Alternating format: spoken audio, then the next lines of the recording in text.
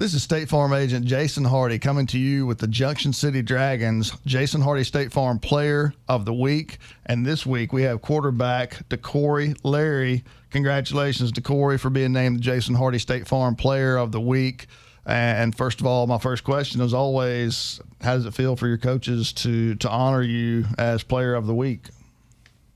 Feels like I deserve it, but I definitely could have did better than what I did. And I feel like within 2 weeks, it's going to show. All right. Always tough after a loss, especially kind of an emotional one. You know, it's a county rivalry. But man, there's no shame in losing to a good team. I know that's hard to take, but it was a really good football game. You had a good performance. Coach was giving me some stats. You were 3 of 4 passing for 101 yards, 2 touchdowns. Had 10 carries for 51 yards, 2 touchdowns. Had a 2-point conversion. You've been producing for this team certainly all of this year, but now for a couple of years. Talk to me a little bit about that leadership, playing quarterback. For a really good football team, for a really good program, a storied program at that. What comes with that? Well, it was really kind of a hard pill to swallow, but being able to stand up and being the leader for this team, it really brought out the dog in me. Okay. And a lot of people been telling me, it's on you this year. You got to show who you is.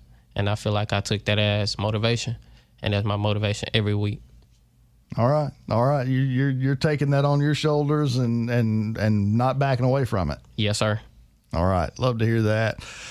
Talk to me a little bit about again. We'll talk a little bit about this last game with Smackover. The emotion of it, the hype around it. The previous week had a big hyped game with Mount Ida.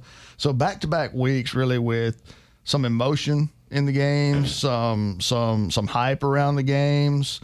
Talk to me a little bit about that. Is that strange? Is that hard to deal with?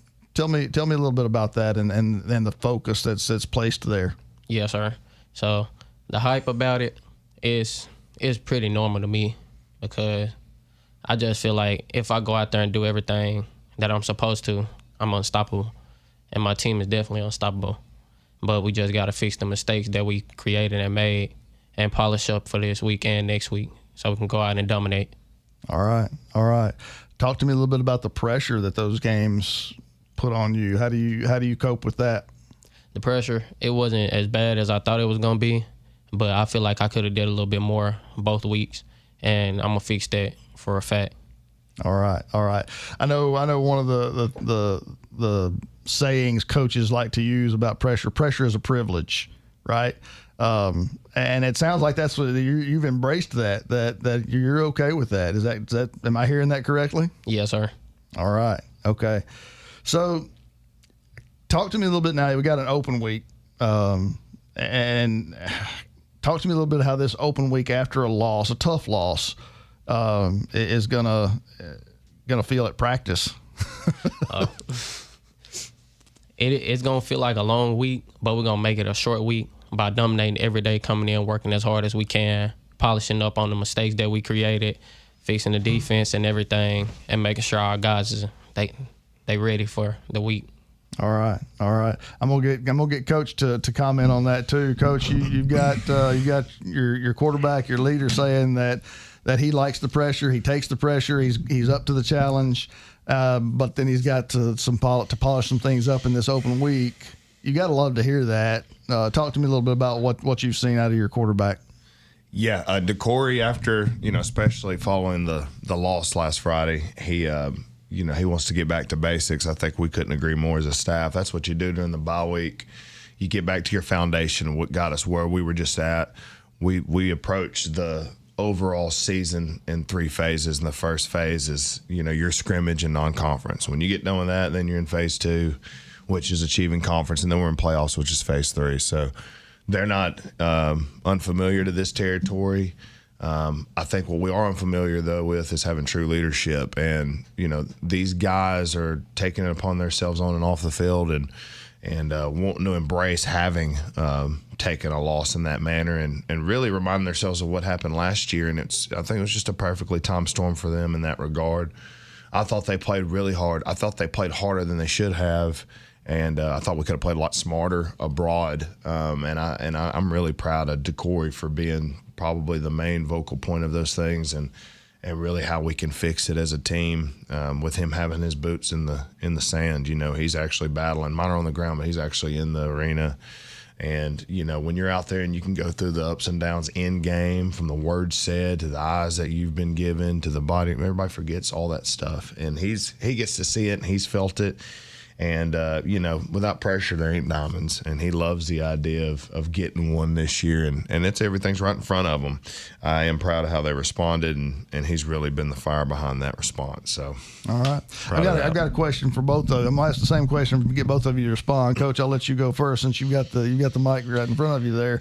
So, the non-conference games you've played, non-conference teams you've played, have not been cupcakes. I mean, you've played Harmony Grove, you've played Mount Ida, you've played Smackover. These are teams with championship aspirations. And obviously, y'all are a team with championship aspirations as well. But you hadn't had. I mean, the Harmony Grove game was probably different than you expected. You ended up in a blowout there. But Mount Ida, 2-point game. Smackover ended up being a 2-score final, but I mean, all the way up to the last few minutes of the fourth quarter was just a dogfight, back and forth game. So you hadn't had you haven't had easy competition. Yeah. Talk to me about that and how that's preparing your team and how that's going to propel you going forward. Yeah, Jason, I think that's kind of referred to as a tune-up game is what we have not had. Right. And even Harmony Grove, Coach Horstkamp's one of the best coaches in the state. He's been doing this for 26 years. He's been to 3 state championships. Should have got him one back in, I think it might have been 16 area or 17, somewhere in there when Harmony Grove was pretty good. And he has a tremendous quarterback and running back, but we played excellent complementary football, and I was proud of them for that game. The Fordyce scrimmage, when we scrimmaged Fordyce last 2 years, that's one out. When we scrimmaged Fordyce, we're scrimmaging a top 3-4 team, 5 team in the state in 3A with some of the best talented players in the state as well. And we went with them for 3 straight quarters, straight starters, played like a football game, and it was 7-6 at the end of that one.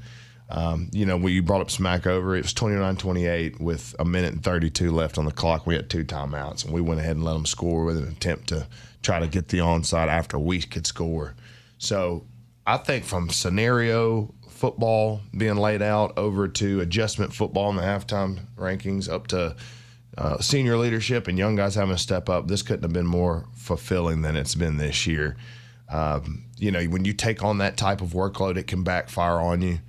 But it's done the opposite. It's brought out the best in us through the worst. And, that comes really, it's said kind of, I'll say the worst lightly, but the worst case scenario for us is losing. We are not aiming to lose in any facet of life, much less a football contest, because we feel like our success is a reflection of our bond and our commitment to each other and an agenda. And when we come up short, regardless if we dropped a ball or not, we take it personally. I think that's something that's missing. So for me, for them to have that to hold, regardless of what happens the rest of the year, knowing who they are, knowing who they're not, I mean, it's like we just got through playing the playoffs and then starting the season. Especially if you go off the competition level, from Fordyce to Grove to Mount Ida at OBU to the Smackover game, which probably had the largest attendance we've had since 2018, maybe even 16 per what I was told. The fence was wrapped around.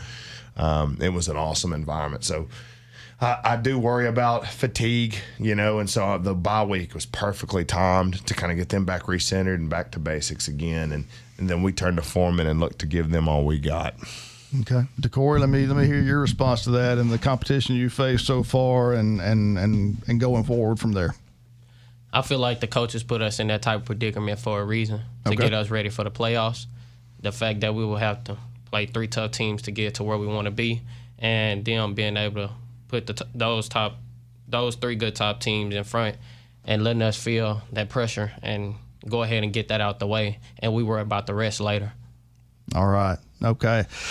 Guys, we're out of time. We could talk about this all day. I've really enjoyed it. Again, let me say congratulations, Dakorey Larry, for being named the Jason Hardy State Farm Player of the Week, and best of luck the rest of the way. Thank you.